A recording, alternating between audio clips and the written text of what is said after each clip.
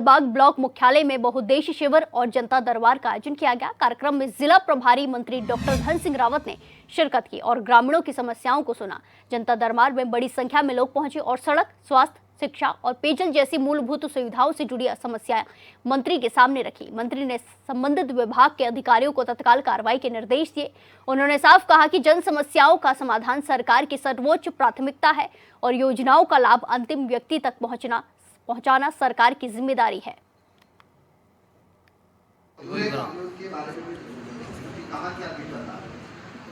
कहीं जिला स्तर पे करने लायक हुई और ये भी आदेश कर दीजिए। कोई ऐसा है कि जो प्रदेश स्तर की तो वहाँ भी देखिए, हमारी सरकार के द्वारा हर ब्लॉकों में जनता दरबार लगाए जा रहे हैं और आज इसी परिप्रेक्ष्य में हॉलबाग में हम यहाँ पे जनता दरबार में मैं आया था और लगभग 50 से ज़्यादा यहाँ पे फरियादी आए हैं और मुझे लगता है कि जिन जिन के काम यहाँ पे होने थे वो यहाँ पे हो गए हैं। 3-4 काम ऐसे जो कि प्रदेश स्तर के हैं।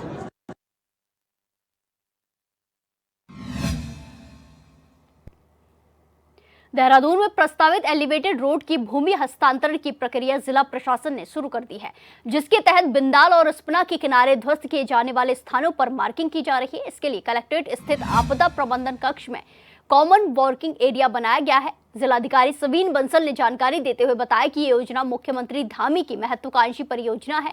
इसके सर्वे, फ्लाईओवर निर्माण, पुनर्वास, मुआवजा वितरण में प्रशासन कार्यदायी संस्था को फ्रंट लाइन में रखकर सहयोग करेगा।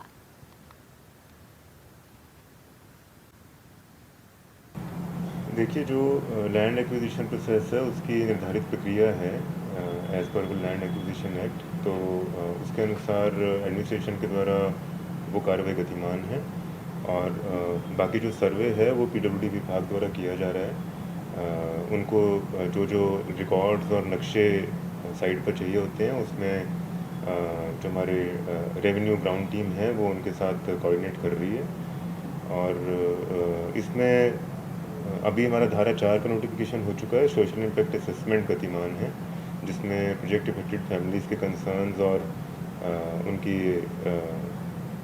सुझाव इसमें गैदर किए जाते हैं और तत्पश्चात फिर धारा 11 नोटिफिकेशन कर दिया जाता है जहाँ पे उनके वैल्यूएशन संबंधी कंसर्न्स को अकोमोडेट किया जाता है। इसी के साथ खबरों में आगे बढ़ते हैं। राजधानी में एलिवेटेड रोड प्रोजेक्ट के चलते मलिन बस्तियों के ध्वस्तीकरण को लेकर सीटू की ओर से तहसीलदार को ज्ञापन सौंपा गया। संगठन के महासचिव लेखराज ने कहा कि बस्तियों के ऊपर संकट है जिससे हजारों की संख्या में घर तोड़े जाएंगे जहां 50 सालों से लोग रह रहे हैं। उन्होंने मुख्यमंत्री से एलिवेटेड रोड रद्द करने के साथ ही लोगों को मालिकाना हक दिलवाने की मांग की है।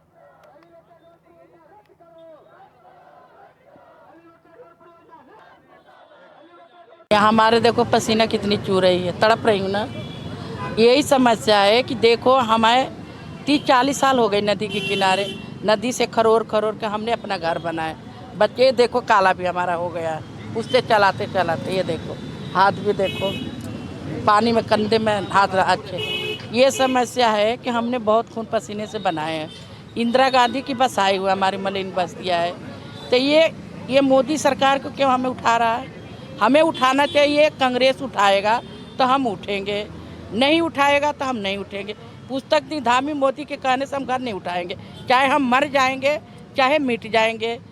हमने वहाँ अपने कफन दे देंगे, बाकी हमने अपनी मलिन बस्तियाँ नहीं तोड़ने देंगे। हमें ना घर चाहिए, ना पैसे चाहिए, ना हमें ज़मीन चाहिए, हमें अपना झोपड़ी चाहिए। ये क्यों कांग्रेस अरे मोदी के सरकार में उठा रहा? हमने मोदी को वोट दिया कि पुस्तक धामी को हमने वोट दिया कि हमारी मलिन बस्तियाँ उठाइए। हाँ, हम वोट देंगे। जब तो उन्हें लेना था वोट तो हमारे भिखारी बन के आए, भीख दे दो भीख दे दो। आज हमें क्यों उठा रहे हैं? हाँ, हमें क्यों उठा रहे हैं? हम उठना नहीं चाह रहे, हमें नहीं उठना चाहिए। बहुत अपने खून पसीने से मजदूर आदमी बनाए हैं, अपने गांव की ज़मीन बेच के भी आके बनाए हैं। अभी भी हमने पैसे लगाए, टाइल पत्थर लगा रही हूँ। हैं, आगे हम लोग के बच्चों के शादी ब्याह करना हम लोग कैसे करेंगे? एलिवेटेड रोड बनने से जाम की समस्या का समाधान नहीं होगा, उससे जो है और ज़्यादा ये इतनी बड़ी संख्या में लोग कहाँ जाएंगे? आप जो है बाहर के लोगों को सीधा मसूरी पहुँचाना चाहते हैं, मसूरी जाएं, अभी भी मसूरी पैक है क्योंकि और कहीं जाते नहीं है। मसूरी पैक हो जाता है, वहाँ पर ही जाम लग जाता है। हमारा ये कहना है आपको कोई और अल्टरनेट निकालना पड़ेगा। इसमें बहुत ज़्यादा लोगों के घर जाएंगे और यही नहीं, ये सरकार एनजीटी के नाम पर भी जो है बस्तियों का ध्वस्तीकरण कर रही है। एनजीटी में हमारा कहना है जो बड़े बड़े विधानसभा बन गई है, बड़े बड़े मॉल बन गए हैं, बड़े बड़े जो पुलिस क्वार्टर्स बन गए, वो एनजीटी को दिखाई नहीं दे रहा है। सिर्फ जो है गरीबों की झोपड़ियाँ दिखाई दे रही है। हम ये कहना चाहते हैं एनजीटी को भी और माननीय सर्वोच्च न्यायालय और माननीय हाईकोर्ट को भी कि वो जो है बस्तियों को ध्यान में रखते हुए अगर इतनी ज़्यादा ज़रूरत है तो इनको पुनर्वासित करें, पहले पुनर्वास करें इनको जो है, तब उसके बाद में जो है एलिवेटेड रोड बनाने का।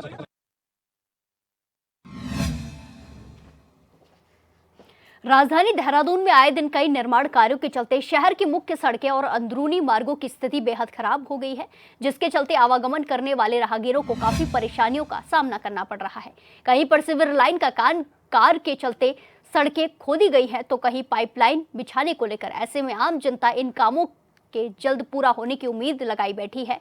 दून एसएसपी अजय सिंह ने कहा कि राजधानी में कई निर्माण कार्य किए गए हैं जिनसे आम व्यक्ति को परेशानियों का सामना करना पड़ रहा है। उन्होंने कहा कि सभी निर्माण एजेंसियों को सख्त हिदायत दी गई है कि वो अपने कार्य को रात के समय करें ताकि आम जनता को किसी दिक्कत का सामना ना करना पड़े।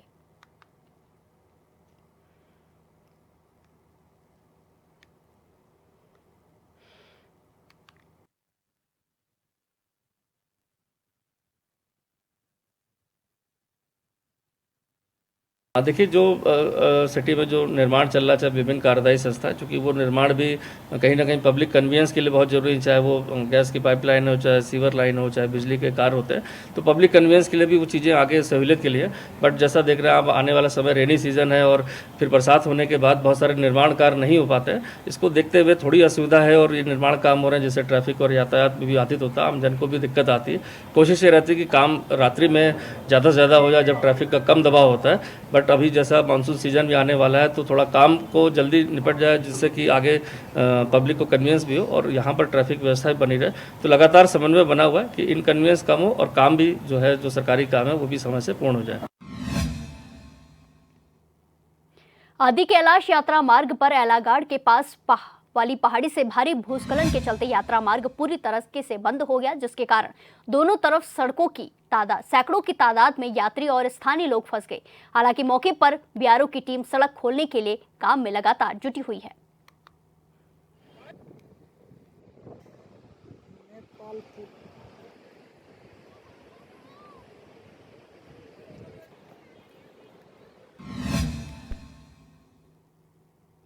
एसपी चंपावत अजय गणपति के निर्देश का चंपावत जिले में चलाए जा रहे नशा मुक्ति उत्तराखंड अभियान के तहत चंपावत पुलिस को एक चरस तस्कर को 2.520 किलोग्राम चरस के साथ पकड़ने में कामयाबी मिली है, जबकि एक आरोपी पुलिस को चकमा देकर फरार हो गया।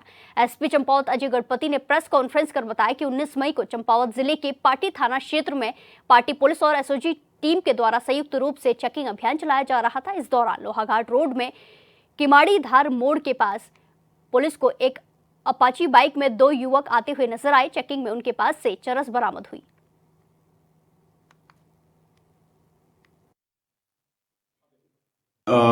नशा मुक्त उत्तराखंड के अभियान के क्रम में लगातार जनपद चंपावत पुलिस की कार्रवाई जारी है। इसी के क्रम में कल एसओजी और थाना पाटी पुलिस के संयुक्त चेकिंग के दौरान किमाड़ीधार मोड़ के पास में एक अभियुक्त जिसका नाम है अशोक चंद्र भट्ट पुत्र भोला दत्त भट्ट के पास से 2 किलो 520 ग्राम चरस तथा एक आईफोन और जो बाइक जिसमें परिवहन किया जा रहा था वो बाइक बरामद हुई। मौके से उसका एक साथी जंगल की ओर भागा। पूछताछ में उसका नाम दीपक भट्ट पुत्र पांडेव भट्ट, दोनों ही जो अभियुक्त थे ये बिरगुल थाना चंपावत के रहने वाले हैं। इसका नाम प्रकाश में आया है। इस संबंध में मुकदमा अपराध संख्या 15/25 अंडर एनडीपीएस एक्ट लॉन्च किया गया है। अभी इसमें वैधानिक कार्रवाई जारी है। जो हमारी बरामदगी का जो विवरण है वो 2 किलो 520 ग्राम चरस है, मोटरसाइकिल है, अपाचे मोटरसाइकिल है, एक आईफोन है और 3500 रुपये नगद उससे बरामद हुई है। तो उसकी गिरफ्तारी के लिए लगातार अभी प्रयास किए जा रहे हैं, सर्वेलांस की मदद भी ली जा रही है। तो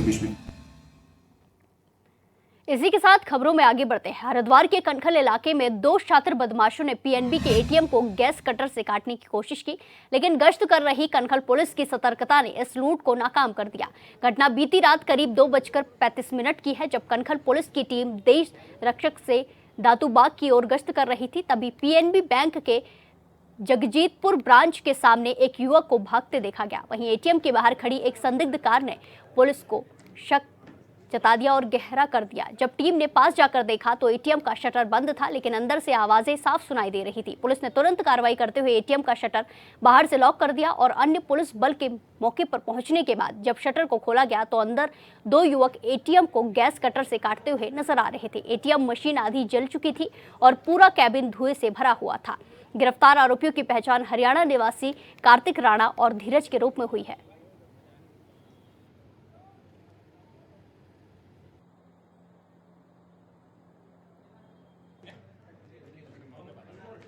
बीस मई की रात्रि करीब 2:30 बजे के पास जो हमारी पुलिस की जो गश्त पार्टी है वो जगजीतपुर पीएनबी जो ब्रांच है उसके पास में जो उनका एटीएम है उसके पास से जब ये गुजर रही थी तो उनको वहाँ पर कुछ एटीएम में संदिग्ध कुछ लोग नज़र आए।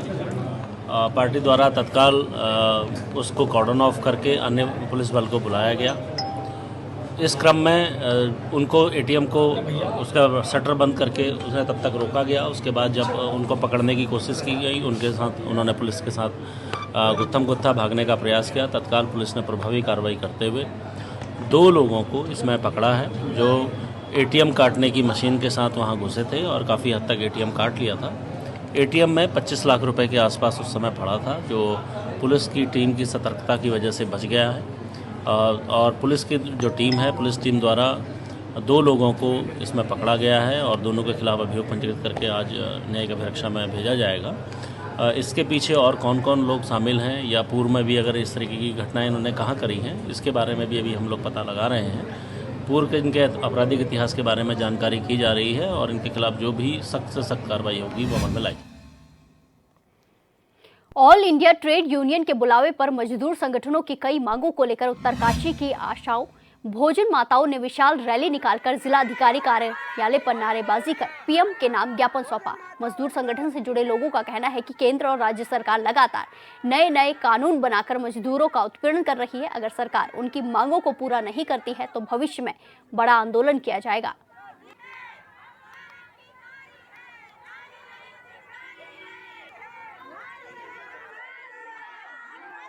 ट्रेड यूनियन के आह्वान पर आज पूरे देश के अंदर मजदूर और किसानों का राष्ट्रव्यापी धरना प्रदर्शन जेल भरो कार्यक्रम कार्य बहिष्कार का निर्णय लिया गया है। आज के दिन में मजदूर वर्ग अपना उचित मेहनताना अपने हक अधिकार की लड़ाई 3 मजदूर किसानों के खिलाफ जो 3 कानून पास किए गए उन कानूनों को वापस लिया जाए। तमाम प्रतिष्ठानों के अंदर तमाम विभागों के अंदर अस्थायी श्रमिकों को नियमित किया जाए। उन तमाम किसानों को समर्थन मूल्य दिया जाए। किसानों का कृषि ऋण माफ़ किया जाए। विद्यालयों के अंदर भोजन माताएं कार्यरत है उनको किसी को भी स्कूल से न हटाया जाए। चाहे छात्र संख्या कम हो उनको किसी भी हालत में न हटाया जाए। आशा वर्करों को सरकारी कर्मचारी घोषित किया जाए। भोजन माताओं को सरकारी कर्मचारी घोषित किया जाए। इनको नियमित किया जाए। इनको सेवानिवृत्ति के बाद पेंशन दी जाए। उन तमाम प्रतिष्ठानों के अंदर संविदा श्रमिक और वैकल्पिक श्रमिकों को नियमित किया जाए और श्रम कानून का पालन किया जाए। किसानों को न्याय दिया जाए। लोहाघाट क्षेत्रों में मंदिरों में चोरी की घटना रुकने का नाम नहीं ले रही है। अज्ञात चोरों ने एक बार फिर से क्षेत्र के प्रसिद्ध देवीधार मंदिर को अपना निशाना बनाया है। देसली के ग्राम प्रधान प्रशासक सोनू बिष्ट और बाबा बाबूनाथ ने बताया कि शनिवार की रात को अज्ञात चोरों के द्वारा त्रिशूल से मंदिर का ताला तोड़ा गया और मंदिर से 6 घंटियों के अलावा अन्य सामान को चुराकर उठा ले गए। ग्राम प्रधान प्रशासक सोनू बिष्ट ने बताया कि ये मंदिर में चोरी की दूसरी घटना है। इससे पूर्व भी चोर मंदिर से चांदी का छत्र और हनुमान मंदिर से घंटियां चुरा कर ले गए थे। सोनू बिष्ट ने आगे बताया कि अब मंदिर की सुरक्षा के लिए सभी ग्रामीणों के सहयोग से सीसीटीवी कैमरे लगाए जाएंगे।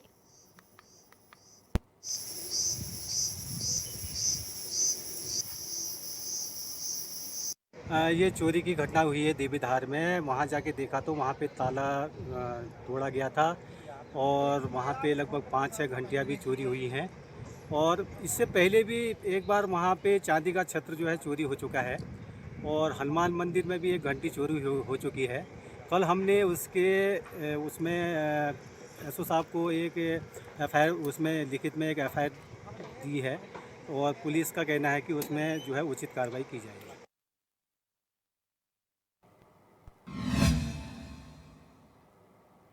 इसी के साथ खबरों में आगे बढ़ते हैं। देहरादून नगर निगम की व्यापारी लाइसेंस पंजीकरण और नवीनीकरण की नई गाइडलाइन को लेकर व्यापारियों में आक्रोश दिखाई दे रहा है। प्रांतीय उद्योग व्यापार मंडल के अध्यक्ष विशाल गुप्ता ने ज्ञापन सौंपकर नाराजगी जताते हुए कहा कि जो लाइसेंस शुल्क व्यापारियों के ऊपर लगाया जा रहा है उससे व्यापारी पीड़ित होंगे।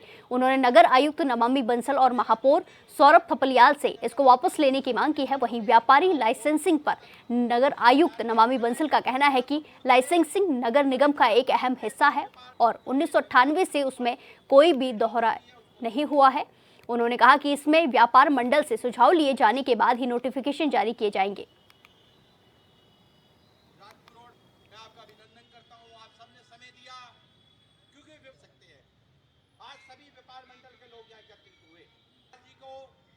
जो लाइसेंस शुल्क रहता है, लाइसेंसेस दिए जाते हैं विभिन्न ट्रेड्स के लिए नगर निगम एरिया में, वो म्यूनिसिपैलिटी का एक कोर फंक्शन है, रेवेन्यू का सोर्स भी है बहुत ही अहम। उसके 98 के बाद से यहाँ पर नगर निगम में कोई भी रिवीजन उसका नहीं हुआ है और बहुत सारे ट्रेड्स उसमें अभी उस परिधि में आए भी नहीं हैं। तो इस बार एक उनके नवीनीकरण के रजिस्ट्रेशन की पॉलिसी में जो अपडेशन होना है अब, क्योंकि बहुत समय से वो लंबित चल रहा था, उसको करने के लिए एक प्रिलिमिनरी नोटिफिकेशन जारी किया गया है। इसमें सुझाव लिए जाएंगे, जो भी आपत्तियां आएंगी उनके संबंध में संबंधित व्यापार मंडलों से और संबंधित एसोसिएशन से वार्ता की जाएगी और उसके बाद इसका फाइनल नोटिफिकेशन किए जाने।